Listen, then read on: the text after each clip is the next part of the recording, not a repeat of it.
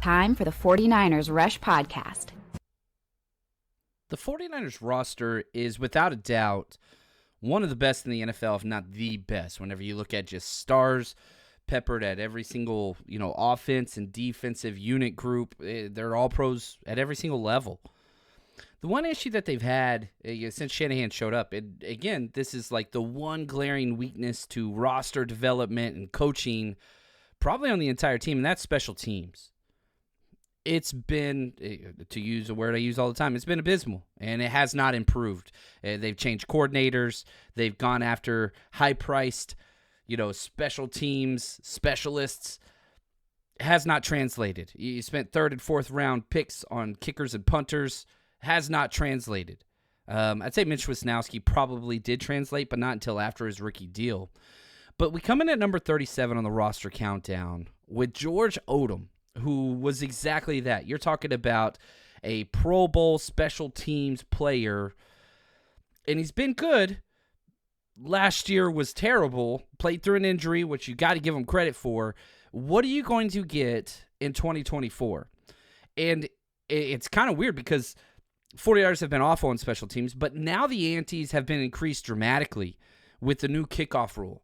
And so I think a lot of teams are going to start to transition from linebackers, tight ends, whatever, to more cornerbacks, safeties, wide receivers, running backs on those groups. I really do think that you're going to get a lot more faster, smaller players. We'll see. I could be 100% wrong, but that seems to be the general consensus. So the need for George Odum heading into 2024 is even more important.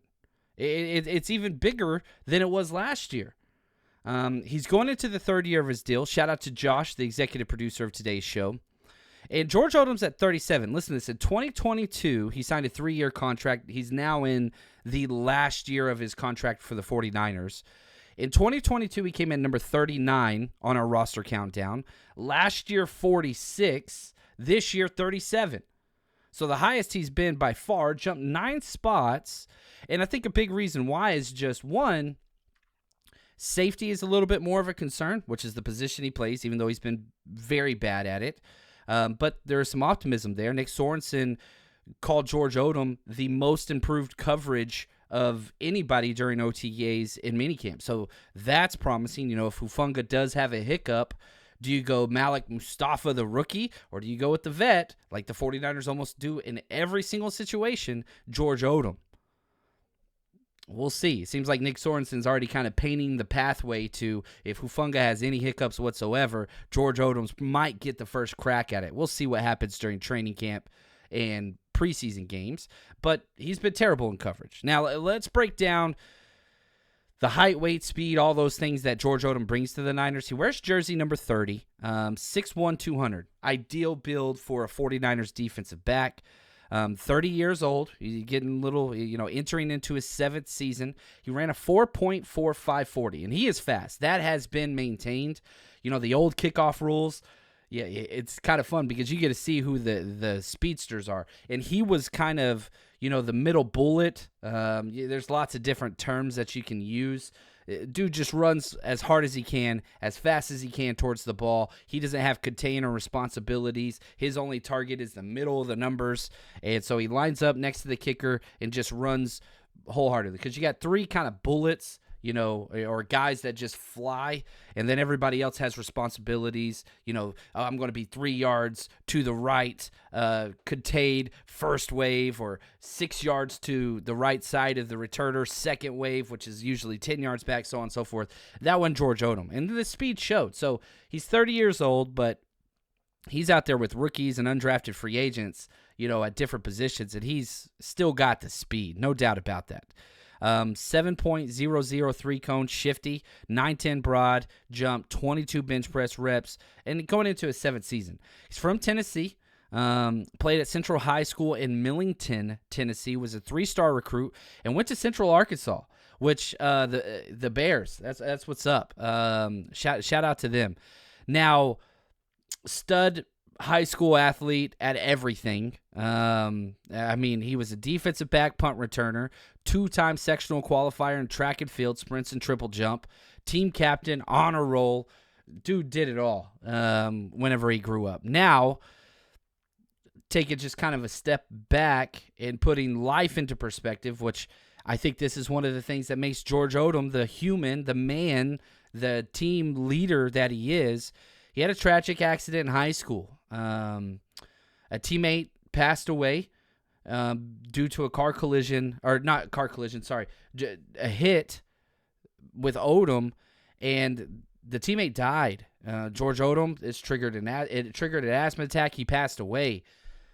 George Odum quit football, and eventually the teammate who passed away, his mother forgave him and told George, go play football. Like, go play. This change, obviously, that's a heavy impact that it's going to have on any human being, let alone a high school teenager. And so I think whenever you have players that go through these terrible tragedies, it puts things into perspective. It really, really does. And, anytime you've ever heard or seen or interacted with George Odum and his teammates, it's positivity. It's just what he brings.